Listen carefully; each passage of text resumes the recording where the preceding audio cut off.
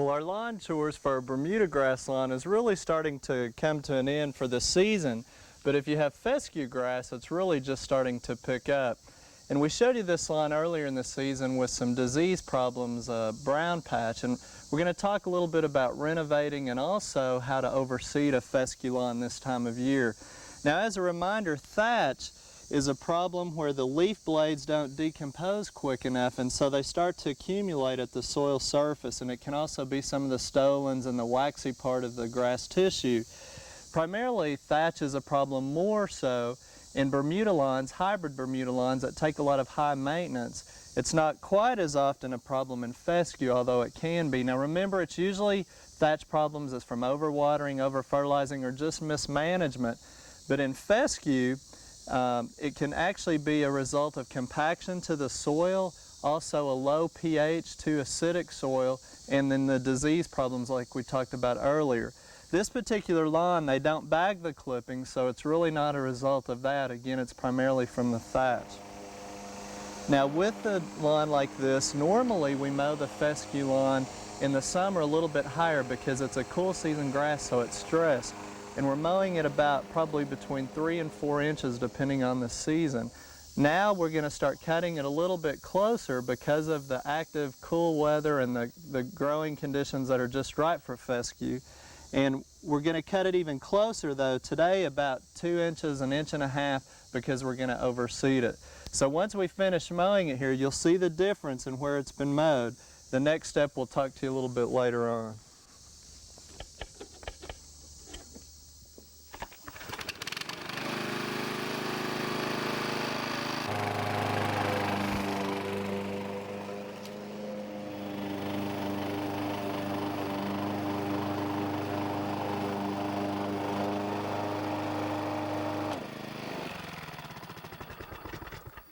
Now remember, if your thatch problem is really aggressive, especially with fescue, the time that you would want to correct that problem would be in the fall, which is also the time you can start new fescue lawns or overseed it. Again, most of the time we're familiar with thatch problems on Bermuda, and that is done in early spring, so it's a completely different season that we think about in correcting the problem. Now with the thatch, you need some way that you can actually rake it out, and you can do that by hand. You can use a verticutting machine that will actually cut and throw it up, and then you can rake it off. With Bermuda grass lawn, we have a tendency to even scalp it down a little bit and then catch the clippings and all the thatch that way, but you obviously wouldn't want to do that on fescue because it wouldn't come back for you. So we've cut it just about as close as we want to at this time. Now the compaction problem though we have to correct with another machine, and this has been referred to as a beast. It's one we borrowed from our turf center, and it's actually an aerator. And it's a quite noisy piece of equipment, but you'll see along the front there's some tines that are actually cores, and it pokes down in the ground and it pulls a plug up, and they'll look like this. They're actually more round. These are some that we've stepped on already. But it'll lay those all over the top of the ground. And what I want to show you though on these pieces of core is where the thatch is. You can see right there is a pretty good piece of thatch, about 1/2 inch. Just a little bit there, not too much of a problem. But this is actually helping in the compaction. You're making holes in the ground that will eventually fill in with water, oxygen, and the roots will grow in them real nicely, and you won't even notice it. Now if these cores are too thick on top of the ground, sometimes if it's sandy type soil, you can leave them in there. Otherwise, you want to try to rake those up or compost them some way too. So our next step then is to come in and correct the compaction problem. We're going to do that this time of year with an aerating machine, and Alan's going to help me on this particular project.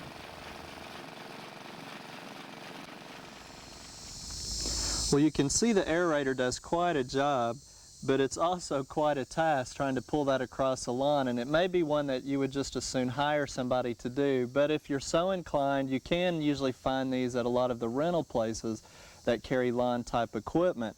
Now if you'll kind of study the cores that have come out of the ground, it really gives you an overview of what's under the ground, and a lot of times it can answer some of your problems. If you'll just look at some of these right here, you can see this particular site, we're pretty fortunate with the sandy loam type soil, but there is a little bit of red clay in there too, and so you can really tell a lot about what's under there. It may be a way to find out if there's a pocket of heavy clay or an area of sand or even maybe some sheetrock or something from a new house. You can find it by studying the soil like this. And if you don't want to go to the trouble or don't even need to do the aeration, you can do the same thing with the sharpshooter shovel, of course, or the soil probe like this that we use to take soil tests with.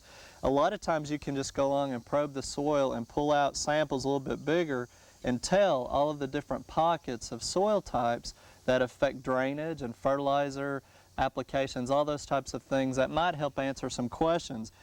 Now, these again we'll probably just leave on. Again, you can compost them too, but in a real heavy clay soil, I would definitely encourage you to rake them up. But again, nice compost, so that whatever you do, don't bag them up and send them to the landfill.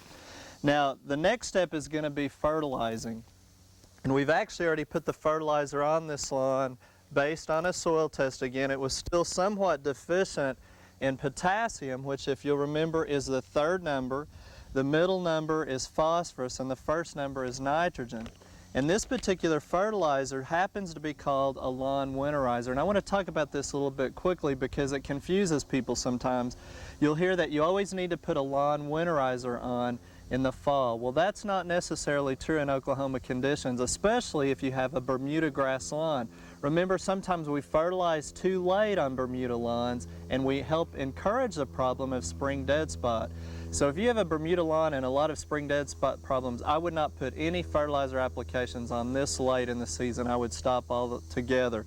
This blend, though, is perfect for the fescue, though, because now is one of the best times to fertilize fescue. It's actively growing. We'll put another application on probably in November and then again in the springtime. You can even put up as many as 4 applications. But basically a winterizer is nothing more than a pretty substantial amount of nitrogen, low phosphorus, and a high amount of potassium. And potassium helps initiate more root growth, which supposedly will help get you through the winter. But really still match up the fertilizer based on the soil test and what you're deficient in. Otherwise, you're just putting on things you don't need.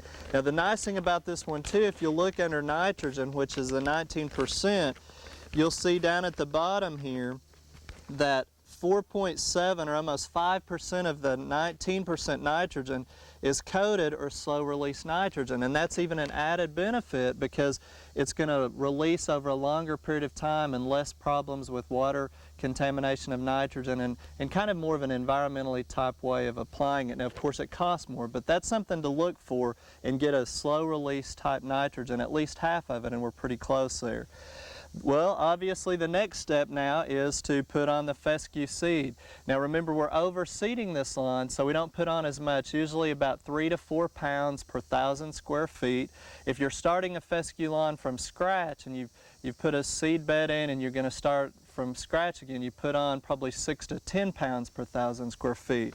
So you can see we've measured it out. This is about 2 pounds worth of the fescue seed. We're using a blend called Triad, which contains Wrangler, Fine Lawn, and Apache. And a blend is really the way to go because if you get some of these disease problems, maybe some of the cultivars will be a little bit more tolerant. And if you're confused about all of the different types of fescue varieties out there, there's a current report fact sheet, and it's number 6602 that lists all of the fescue varieties that have been tested at OSU and gives you a rating on how they perform in Oklahoma conditions. So again, if you're interested in putting in a fescue lawn or just renovating, now's the time to do it and to get busy, and we'll kind of keep you posted on how this one's coming along.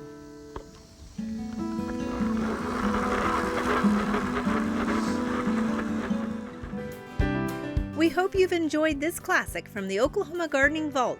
Remember, even though these tips and techniques are timeless, there's always something new to learn in the world of gardening. By subscribing to both Oklahoma Gardening and OK Gardening Classics, you'll have access to a wealth of gardening knowledge, both classic and contemporary.